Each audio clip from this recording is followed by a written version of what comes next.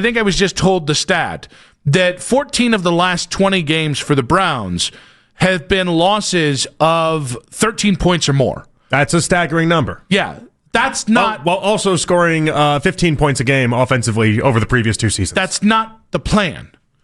And so you can learn things in competitive losses. Like when we talk about... Because here's the thing.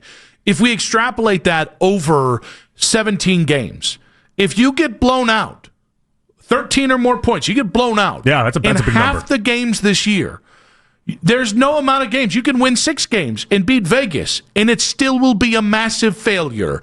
If you're talking about you cannot learn things while getting boat raced by 3 scores to New England. Yeah, not everything's Vegas, but I use Vegas as a measuring stick in a lot of ways. But the one stat that I saw that just blew my mind, and I mentioned it going into the game, and then it came true. Browns are now 0 for their last 8 on the road against the spread, and that's the first time a team has done that in 40 years. It speaks to the levels of how boring some of these Sundays have become for a lot of the people out there that are listening to us right now. And you talk about the amount of blowouts that you have right there. This is the entertainment business. By the time you get to the fourth quarter in a lot of these games, you wish you were out there just mowing your lawn or doing anything else. And I want to make it's 14 out of the 20 losses dating back to last season are 13 point or more losses. Yeah. I want to say that the correct way. And there are a bunch of other teams that, like the Bears of last year, for instance, part of what they liked about adding Ben Johnson is they had a lot of one-score losses, and they thought Ben Johnson would be the difference between that. You're losing by 13 points,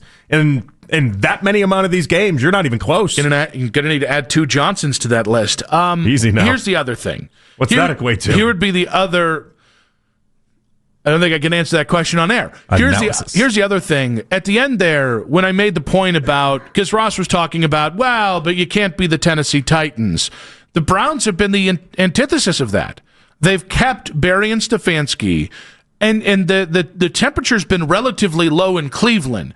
It's just that once fans get to... I hate when the media does this. And I'm sorry. I absolutely hate it. Oh, fans just want their pound of flesh. They've won 5 games in the last 2 years. Also, and a league built on parity. This is not normal. Don't normalize this crap. By the way, he brought up the Eagles as one of the teams that would make sure that they keep their coach through a Deshaun Watson-esque blip and failure. Doug Peterson won the Super Bowl and was out of a job within a few years. Yeah. 3 years later. What are we talking about? He won a Super Bowl and was out of a job. Nonetheless, he orchestrated the worst trade in NFL history and then was able to keep his job. He won the Super Bowl and was out of his job. What are you talking about? And the trick question there is, it's a 2-parter. It's how many teams the NFL would make the Deshaun Watson trade. So immediately, Pittsburgh's off the board. Baltimore's off the board.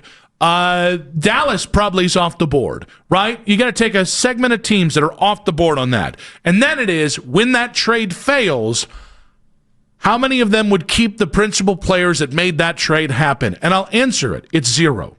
Pittsburgh never would have made that trade, and even if they did, that's the exact kind of thing that would have actually gotten somebody fired in Pittsburgh. The DK Metcalf trade was astonishing out of Pittsburgh because people are like, they don't make these trades. 50 years of watching Steelers football, they don't make these trades. So they never would have made that trade to begin with anyway. But everyone's got a limit on this stuff. But the Eagles, wrong example to bring to the table. And I can't even say the Steelers if they would have made the trade with certainty because there's just no coming back from this. I listen. I believe that Ross believes everything he says. One of my favorite things about Ross is he doesn't care if his opinion is popular. He says it. We've had Ross on. Yeah, we like Ross. Since I've gone back to Nights. I know you had him on when you were at Nights. Yeah, the whole station, whole town loves Ross Tucker.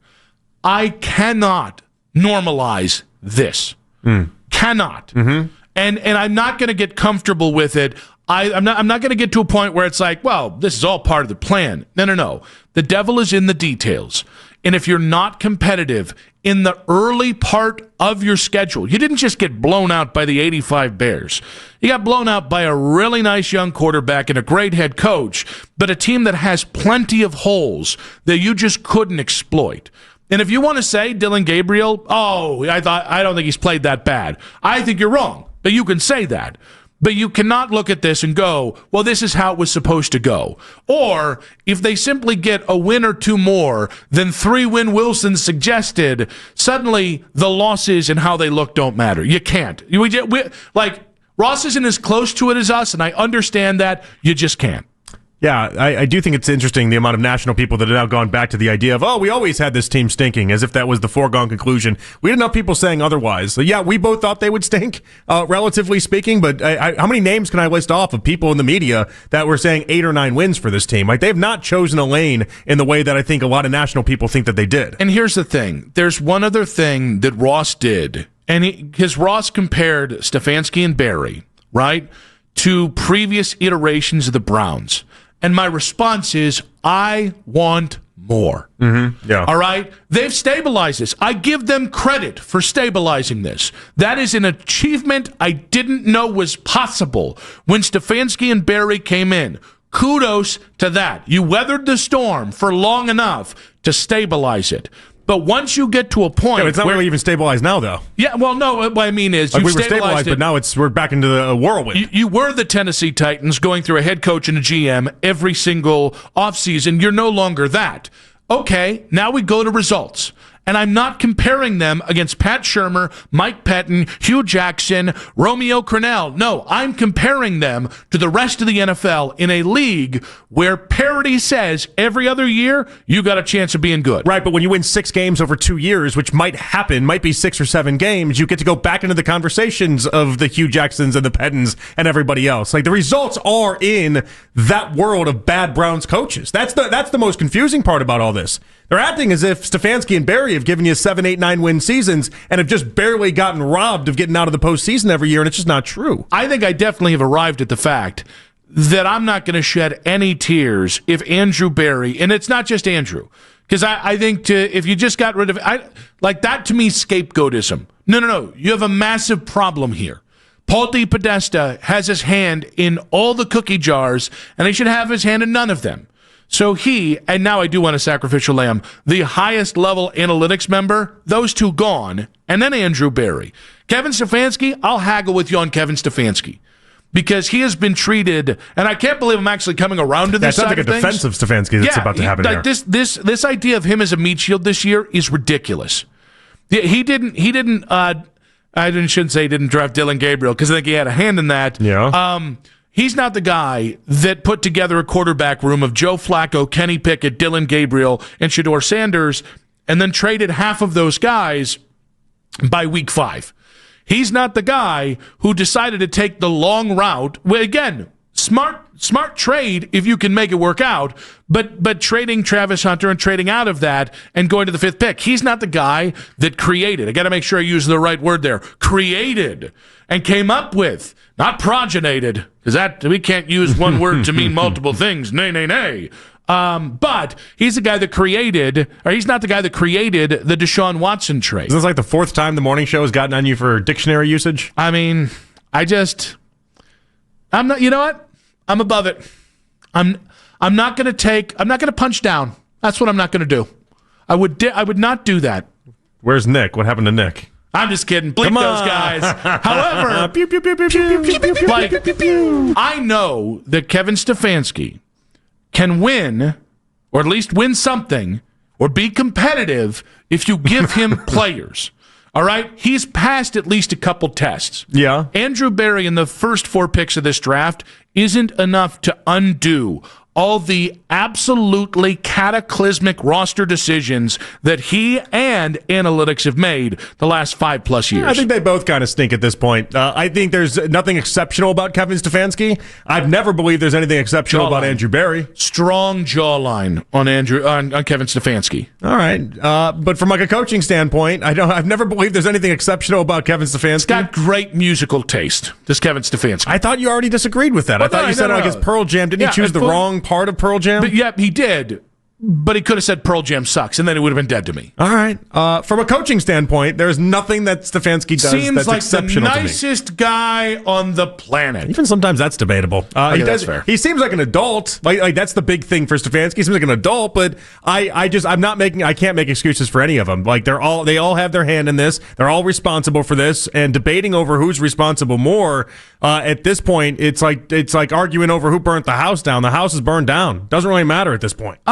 Well, okay, if one guy just bought the matches and then set the fire, and the other guy just didn't know how to put out the fire, I think it's the first guy's problem. I mean, I do think it does matter who's more to blame, because I think that's who should definitively be fired. So you think? Well, I think they're both have enough of a hand in this. I think it's provable that both of them have done they've at least both held up a matchstick, and whether one of them threw it first and the second one just kind of tossed maybe the second one didn't light. It doesn't really matter to me. Like we have evidence. The video cameras see them both with matchsticks, and they both have their hand in this. Both Stefanski and Andrew Berry have their hand in why this team is where it is right now, and that's the part where I have a hard time even being like, well, yeah, for certain one has to be fired. When I've said multiple times, they both deserve to lose their job. They're both held responsible here. So I would not be upset if both guys, and I can't stress this enough, and somebody neutered the analytics division. And when I say neuter, I don't mean 100%.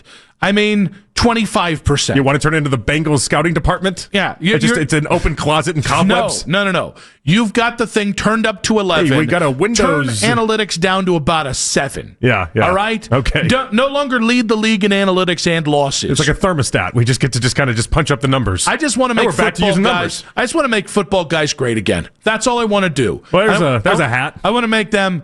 I got a great color for it too. Yeah, I've been thinking about this one for a while. But no, I'd like bring football guys back. And if, by the way, if you came out of this, because there's plenty, like if you fire everybody, I'll deal with that. Yeah, I can handle that. But if you said Andrew's the guy that came up with Deshaun Watson, somebody's got to take a fall for that. Somebody's got to take a fall for walking into a ready-made, stocked organization and having 2 playoff appearances and 1 win in 6 seasons. I'm okay with Andrew and analytics being it. If you then say, Kevin, who's the football guy you want to work with? If you want to say, if you really think he's Kyle Shanahan, I don't think it's going to change the offense, though. But that's a problem. Is I don't think he's Kyle Shanahan. I don't either. But if you want to bet on Kevin Stefanski and you're the Haslams, you can do that. If you want to give him his John Lynch, or you want to give him his Kwesi Adolfo-Mensah, who by the way was here and then went to Minnesota. Mm-hmm. If you want to give him a football guy that Kevin thinks he can trust, that will draft the right way, I'm okay with it. But that's I'll the support only way none of it. Any one of the 3 can stay. I'll support none of it. I like that you can support it, but I'll support none of it. I want a fresh start. I'm done with Stefanski. I'm done with Barry. Barry pulling off the DB Cooper impression hasn't helped his stock at all this week for me. I'm good. I want a fresh start. Well, no, so I'm glad, because I thought Ken said something that he usually agreed with this morning, and he says once you fire a coach, once you get to I want this coach fired, you can't walk it back. I don't agree with it 100%, but I do think once you get there, it is hard to come back from there. I've somewhat come back with it just because there's one guy stepping to the podium every week and actually he's not answering for it, but at least taking questions about what's going on with his team. Taking questions doesn't absolve you of your job and your ability on Sundays, though. Like, he's done a better job at his job than Andrew Berry has at his job. But he's averaged 15 points a game over the previous 2 years. Like, you're an offensive whiz, supposedly. That's not. I mean, it's as bad as it gets in the NFL. Like Berry has not done a good job at his job, but I think he's done a worse job. That's more how I look at it. I think they both have. What was the argument yesterday? It's like running into. You can either run into a brick wall or you can have a bunch of snakes or something like that in the Choose Your Own Adventure book. I think it was the big rolling rock. Rolling rock. Is that what that is from Indiana Jones? Pit of snakes. Or the Pit of Snakes? Yeah, That's what we're dealing. That's what we're dealing with here. Both options are bad.